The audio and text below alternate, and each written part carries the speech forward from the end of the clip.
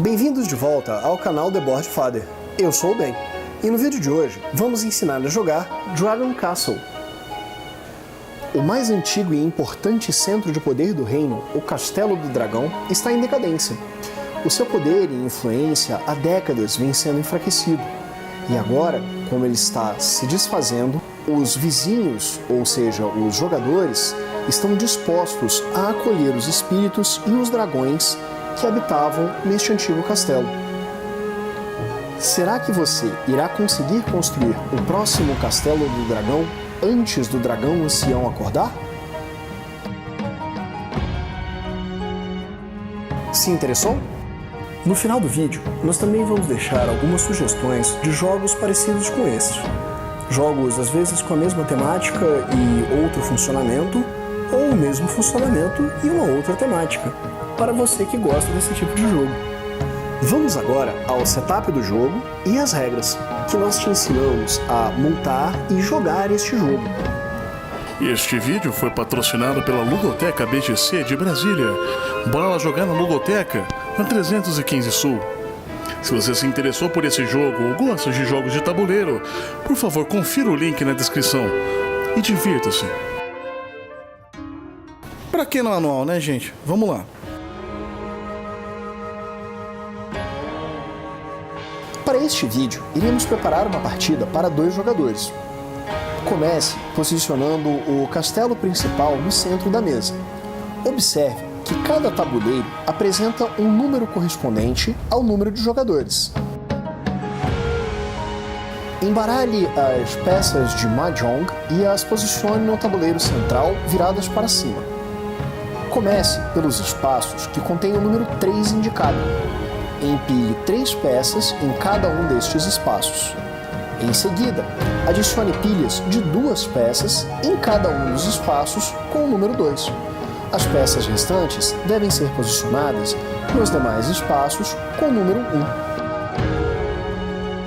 1. Coloque um marcador de contagem regressiva sobre o símbolo do número de jogadores, neste espaço, e um sobre o ponto de exclamação. Faça uma pilha com os marcadores restantes e os posicione neste local.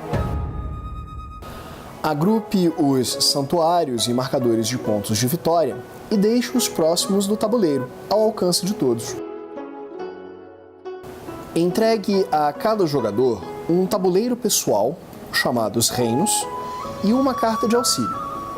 Os jogadores recebem também um marcador de santuário e os posicionam no espaço de acervo de santuário. Para este vídeo, não iremos utilizar as cartas de dragão e de espírito, mas falaremos delas mais adiante. O jogador que tiver visto um dragão, que não os do jogo, mais recentemente, começa o jogo. Entregue a ele o marcador de primeiro jogador. Agora, você e seus amigos já estão prontos para jogar Dragon Castle. Vamos às regras. O jogo dura um número indefinido de rodadas, com cada jogador tomando um turno, realizando uma das possíveis combinações de ações. As possíveis combinações são um par de peças, uma peça e um santuário, descartar uma peça. Vejamos cada uma das ações em detalhes. Par de peças. O jogador pode escolher 2 peças para adicionar ao seu reino. A primeira peça deve ser selecionada dentre as peças do andar mais alto do castelo. Uma peça é válida para ser pego caso possua ao menos um de seus lados mais compridos livres, ou seja, não tocados por outra peça. Em seguida, o jogador deve selecionar uma outra peça de qualquer andar do castelo. No entanto, o critério de peça válida deve ser respeitado. A segunda peça selecionada deve apresentar exatamente o mesmo símbolo que a primeira peça selecionada. Não basta que a peça seja da mesma cor, ela deve apresentar o mesmo símbolo. Depois disso, o jogador deve adicionar as novas peças ao seu reino. Explicaremos as regras para posicionamento em um instante. Peça e santuário.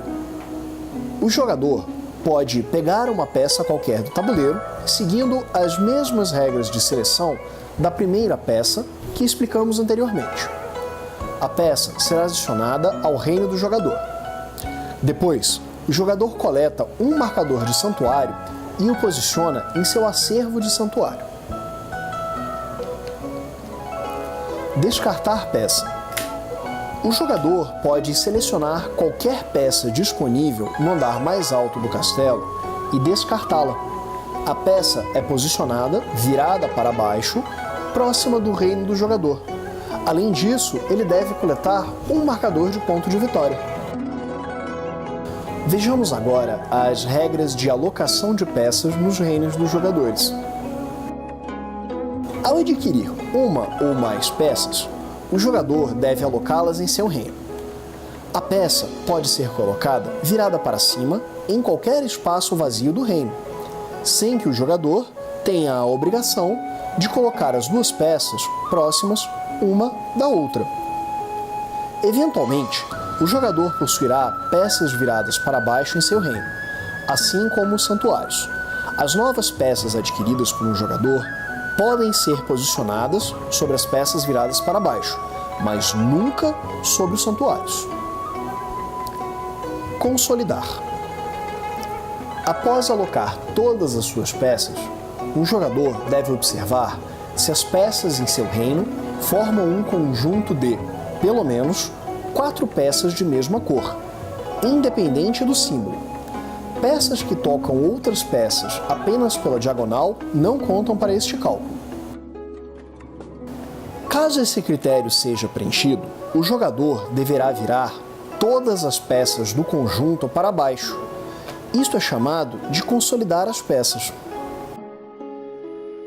Após consolidar as peças, o jogador recebe uma quantidade de pontos de acordo com a quantidade de peças consolidadas e referindo-se à tabela no auxílio de jogador. Observe que até 8 peças rendem ao jogador 8 pontos. Acima disso, qualquer peça adicional confere mais 1 ponto ao jogador. Dependendo da cor que o jogador consolidou, ele poderá adicionar um santuário a uma das peças viradas para baixo no novo conjunto consolidado. Peças amarelas, verdes ou vermelhas conferem o direito de construir um santuário. Peças azuis ou pretas permitem ao jogador construir 2 santuários. E, por fim, as peças roxas, as mais raras do jogo, permitem ao jogador construir 2 santuários e ainda receber um marcador de ponto de vitória. Observe que o jogador não é obrigado a construir os seus santuários, porém, caso opte por fazê-lo, ele deve possuir um em seu acervo. Uma peça não pode possuir mais de 2 santuários sobre ela. Cartas de Espírito e Dragão. As cartas que deixamos de fora da nossa partida representam habilidades adicionais com as quais os jogadores podem contar em uma partida. A qualquer momento de seu turno, um jogador pode ativar uma carta de espírito para receber o seu poder espiritual. Para ativar o espírito, o jogador deve descartar uma peça virada para cima de seu tabuleiro de reino ou um santuário de seu acervo de santuários. Um espírito só pode ser ativado uma vez por turno. Um jogador não pode pagar o custo de ativação de uma carta e não ativar a habilidade da carta.